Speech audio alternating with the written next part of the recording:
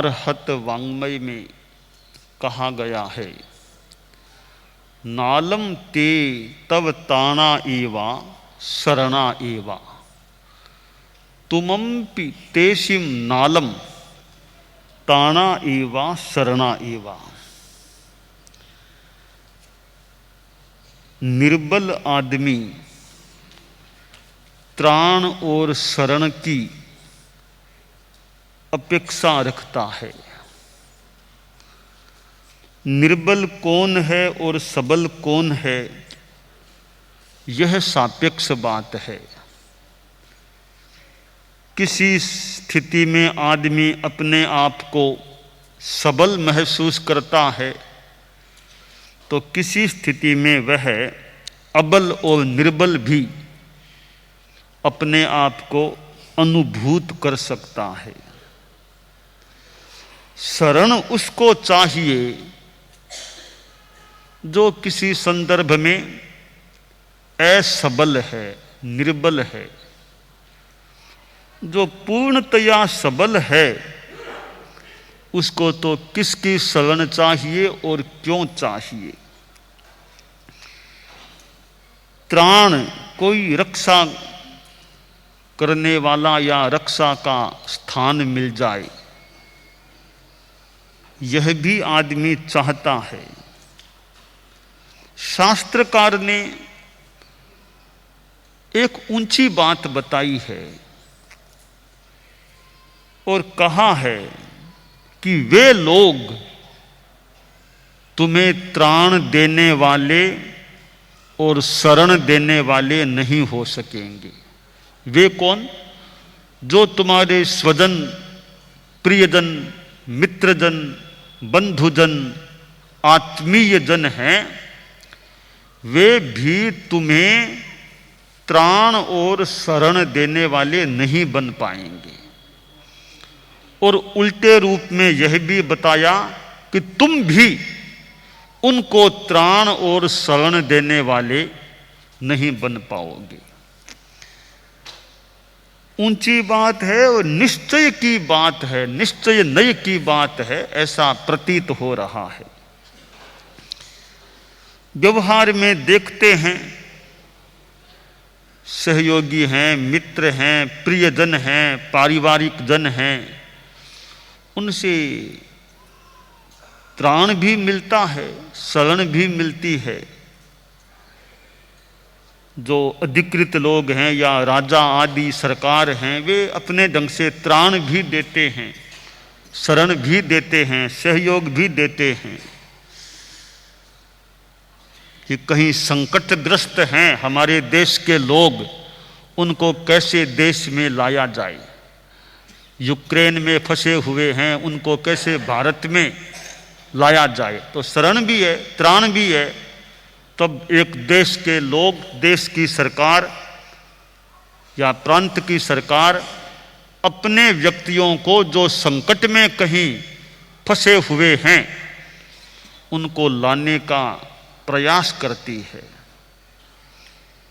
आपदा विपदा में कोई ग्रस्त हैं, संकटग्रस्त हैं, उनका सहयोग करने के लिए कितनी संस्थाएं, कितने लोग प्रयास भी करते हैं।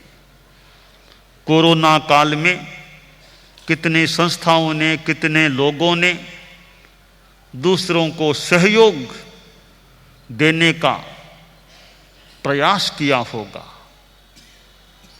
इसका मतलब है त्राण और शरण देने वाले मिलते भी हैं। शरणार्थी लोगों को रखा जाता है तो शरण है तभी रखा जा सकता है। तो फिर प्रश्न है कि शास्त्रकार ने तो कहा है कि वे तुम्हें त्राण शरण नहीं दे पाएंगे, तुम भी उनको त्राण शरण नहीं दे पाओगे। तो त्राण मिलता तो है, शरण मिलती तो है, दोनों बातों में संगति कैसे हो।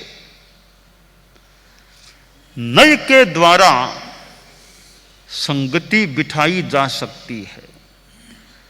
जैन दर्शन में अनेकांत की बात आती है, सापेक्ष बात होती है।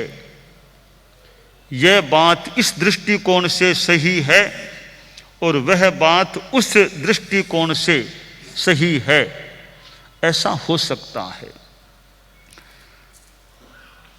व्यवहार नय की दृष्टि से देखें तो त्राण मिलता भी है, शरण मिलती भी है। जैसे मैंने कुछ उदाहरण दिए, यूक्रेन में फंसे हुए लोगों को भारत लाने का प्रयास, कोरोना काल में सहायता का प्रयास, और भी आपत्ति विपत्ति में सहयोग देने का प्रयास, ये त्राण शरण देने की स्थितियां भी बनती हैं, मिलती हैं। तो व्यवहार नय में यह बात भी ठीक है कि त्राण मिलता है, शरण मिलती है या मिल सकती है। शास्त्रकार की बात निश्चय नय की दृष्टि से बिल्कुल ठीक प्रतीत होती है। कैसे? एक आदमी भयंकर बीमार हो गया है, असाध्य बीमारी से ग्रस्त है, उसके आसपास बहुत उसके मित्र प्रियजन हैं, परंतु डॉक्टर भी खड़े हैं, बढ़िया हॉस्पिटल है, फिर भी कभी अब इस बीमारी का इलाज तो नहीं हो सकता। तो यह हमारी अत्राणता है। इतना आदमी के पास पैसा है, इतने प्रियजन आसपास हैं, डॉक्टरों की टीम तैयार है, हॉस्पिटल तैयार है, उतनी दवाइयां भी तैयार है, ऑपरेशन की व्यवस्था तैयार है। इतना सब होने के बाद भी जब यह बात आ जाती है तो अब इलाज तो नहीं हो सकता, सपोर्टिंग चीजें भले ले लो, अब इलाज तो नहीं है। तो यह फिर हमारी अत्राणता, यह शास्त्रकार की बात है कि कोई त्राण नहीं दे पाएंगे, न प्रियजन न डॉक्टर, वो भी त्राण, अच्छी त्राण नहीं दे पाएंगे। यह अत्राणता की बात है। मृत्यु मंडराने लगती है, अरबों रुपयों वाला आदमी है, वो अरबों रुपये क्या काम आएंगे? अरबों रुपये दे दो तो भी मौत तो छोड़ती नहीं है। तो वो हमारी अत्राणता है। अब हमें करना क्या चाहिए? करना यह चाहिए, हम अत्राण त्राण की बात को समझ लें कि जहां अत्राण है वहां अत्राण है, कहीं सत्राण है वहां सत्राण भी हो सकते हैं। पर एक परम त्राण देने वाला धर्म है, अध्यात्म है। वो परम त्राण देने वाला है, ऐसा त्राण देता है, फिर कोई खतरा नहीं, कोई मृत्यु नहीं, कोई बीमारी नहीं। वो स्थिति प्रदान करने वाला धर्म अध्यात्म होता है। तो सबसे बड़ा त्राण और शरण धर्म होता है। मंगल पाठ गृहस्थ लोग सुनते हैं, साधुओं से, बहुत भक्ति से भी सुनते हैं। अरहंते शरणं पवज्जामि, सिद्धे शरणं पवज्जामि, साहू शरणं पवज्जामि, केवली पन्नतं धम्मं शरणं पवज्जामि। अरहतों की शरण में जाता हूं, मैं सिद्धों की शरण में जाता हूं, मैं साधुओं की शरण में जाता हूं, मैं केवली प्रज्ञप्त धर्म की शरण में जाता हूं। ऐसा लगता है सबसे बड़ी शरण धर्म है। अरहत हैं तो वे भी धर्म के द्वारा ही अरहत बने हैं। सिद्ध हैं वे धर्म के द्वारा ही सिद्ध बने हैं। साधु धर्म के साधक हैं। तो इन तीनों में भी धर्म जुड़ा हुआ है। तो मानो सारांश है, निष्कर्ष है, केवली प्रज्ञप्त धर्म की शरण में जाता हूं। तो यह शरण हम ले लेते हैं तो पूर्ण त्राण मिल सकता है। मोक्ष धाम मिल गया तो कोई खतरा नहीं, कोई अत्राणता नहीं, न कोई मारने वाला, न कोई बीमारी आने वाली।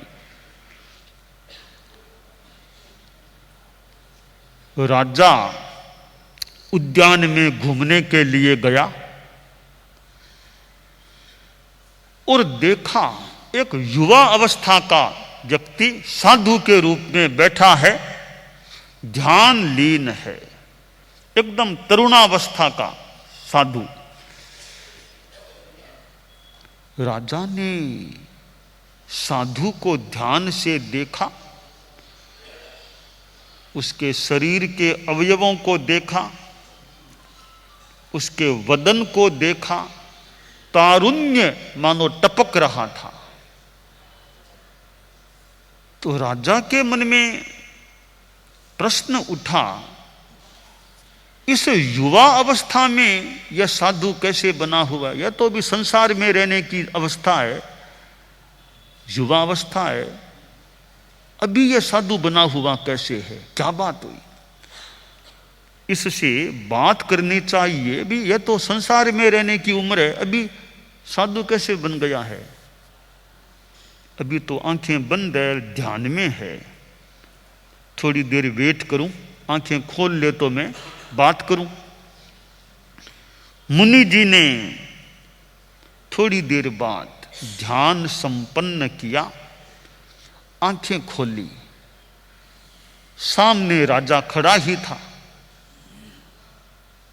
बोला, मुनि जी महाराज, इस तरुणावस्था में, युवा अवस्था में आप साधु कैसे बने हुए हैं? साधु कैसे बन गए इतनी छोटी उम्र में? साधु ने उत्तर दिया कि मैं अनाथ था, इसलिए साधु बन गया। राजा ने सोचा, रे अनाथ होने के कारण से साधु बना है, यह तो और चिंतन की बात होगी मेरे लिए। मेरे राज्य में कोई अनाथ भी रहता है क्या? राजा बोला, मुनि जी कोई फिक्र मत करो, अनाथ क्यों, मैं तुम्हारा नाथ बनता हूं, आओ मेरे पास रहो, कोई चिंता की बात नहीं, मैं नाथ बनता हूं, तुम्हारा नाथ मैं बनता हूं। मुनि ने कहा, तुम तो खुद अनाथ हो, मेरे क्या नाथ बनोगे? अब राजा को थोड़ा सा स्वाभिमान को चोट सी लगी, मुझे अनाथ कहते हैं, मैं राजा यहां का। सोचा यह जानता नहीं है मुनि की मैं कौन आदमी हूं। राजा बोला, मुनि जी आप जानते नहीं होंगे, मैं यहां का सम्राट हूं, मुझे अनाथ कैसे बोल दिया आपने? मुनि जी बोले, मैं आपको जानता हूं, आप यहां के राजा हैं, जानता हूं, फिर भी मैं दोबारा कहना चाहूंगा, आप खुद अनाथ हैं, मेरे नाथ क्या बनोगे? राजा बोला, मुनि जी मेरे पास इतनी संपदा है, इतनी पैसा संपत्ति, इतने महल, आप चाहो वो बढ़िया कमरा दे दूंगा, आराम से भोजन पानी सब व्यवस्थाएं मैं करूंगा। कि राजन कुछ भी व्यवस्था कर दो, आप खुद अनाथ हो।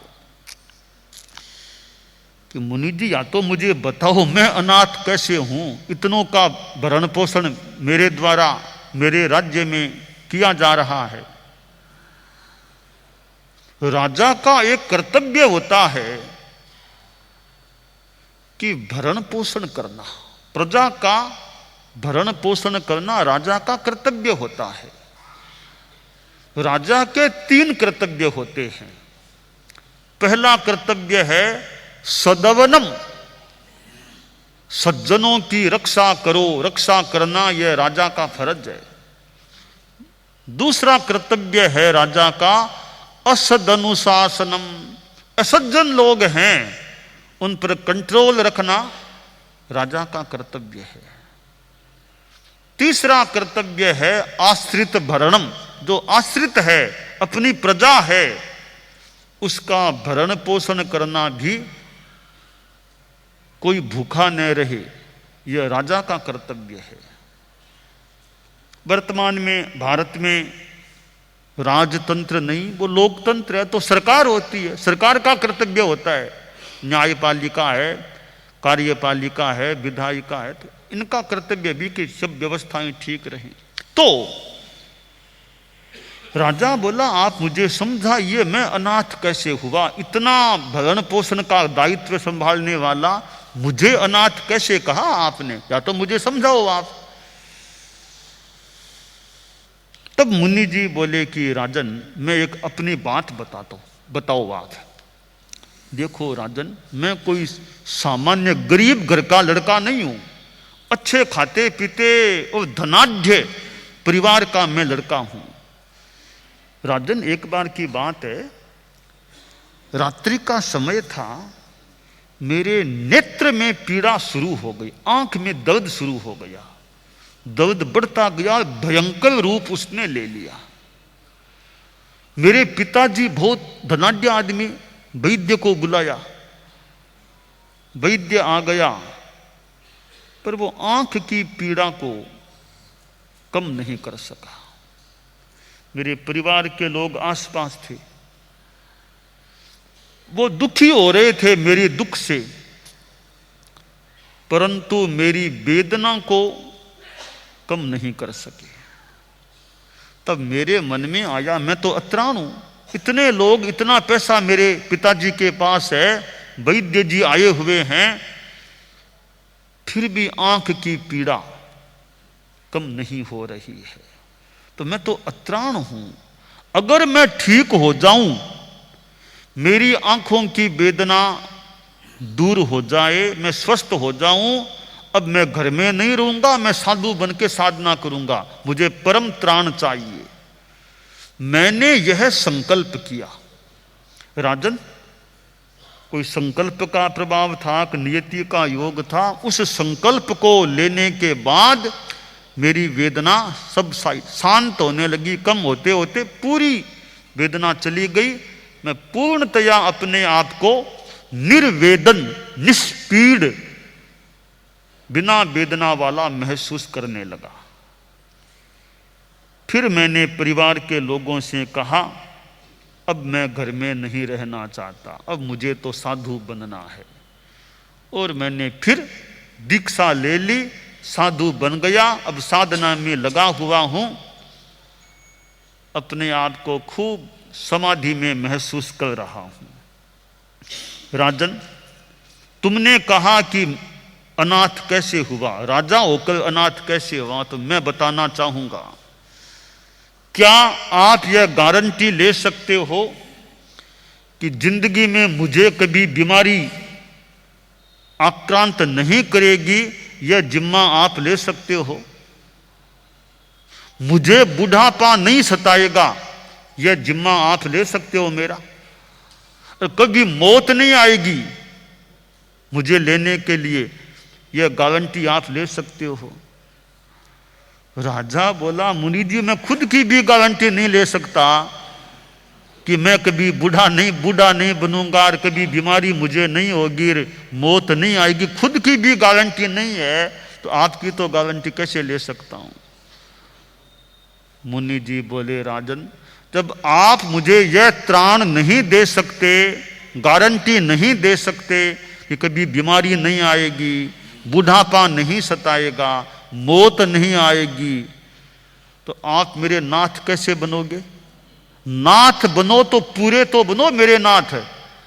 यह मुझे आश्वासन दो, लिखित में एग्रीमेंट करो कि कभी मौत नहीं आ पाएगी, मेरे इतने पुलिस कमांडो रहेंगे, कोई मौत आपके पास नहीं आ पाएगी, यह मुझे गारंटी दो।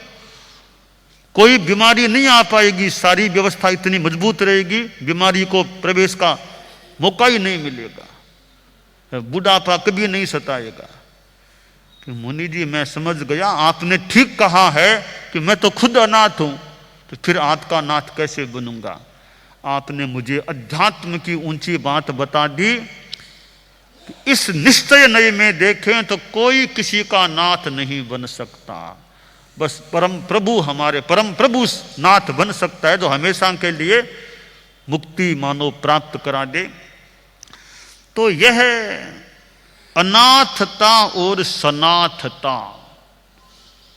सापेक्ष बात है। बड़े बड़े चक्रवर्ती सम्राट ये सतखंड मही महीन तरसा निर्जित्य बभ्राजिरे ये तस्वर्ग भुजो भुजो जित मदा मेदुर मुदा मेदुरहा ते पिक्यूर कृतांत वक्त्र रदनैर निर्दल्यमाना हठा दत्राणः शरणाय हा दश दिश है प्रईक्षंत दीनाननः। उपाध्याय विनय विजय जी ने शांत सुधारस में कहा है, 6 खंडों को जीतकर चक्रवर्ती जो बन गए, ऐसे लोग भी जब मौत सामने आती है दीन बन जाते हैं, दीन मुख वाले। 10 दिशाओं को देखते हैं कोई बचा ले, पर किसी की हिम्मत नहीं कि मौत को हटा दे, कोई किसी की हिम्मत नहीं, यानी वो काम किया नहीं जा सकता। आखिर वे यमराज के यानी मौत के मुंह में आते हुए चबाए जाते हैं, कोई उनको बचाने वाला नहीं होता। यह दुनिया का एक तथ्य है, फैक्ट है। मृत्यु से कोई भी किसी को भी बचा नहीं सकता। डॉक्टरों की आसाधना तो न हो जाए न हो, डॉक्टर प्रयास कर सकते हैं, अंतिम दम तक प्रयास कर सकते हैं, पर मौत आएगी ही नहीं ऐसी व्यवस्था करना डॉक्टर के हाथ की बात भी नहीं है। आखिर डॉक्टर इंसान है, भगवान भले एक सीमा तक कोई मान ले डॉक्टर भगवान है, एक सीमा तक वो बीमार को ठीक भी मानो कर दें, तो मौत नहीं आएगी यह व्यवस्था देना डॉक्टर के भी हाथ की बात नहीं है। और कभी कभी डॉक्टर भी अब घर ले जाओ, अब इलाज हो गया, अब घर ले जाओ, सेवा करो बस, यानी पूर्णतया बीमारी मुक्त बना देना भी कभी कभी डॉक्टर की सीमा की बात नहीं रहती है। तो डॉक्टर हो, धनाढ्य हो, पैसे वाले हो, राजा हो, महाराजा हो, मौत से बचा सकने वाला कोई नहीं। और तो क्या, भगवान महावीर जैसे महापुरुष भी तो पधार गए, उनको भी कौन बचा सका। एक बार तो मृत्यु उनको भी ले ही गई, अब हमेशा के लिए मान लो मुक्त हो गए हैं।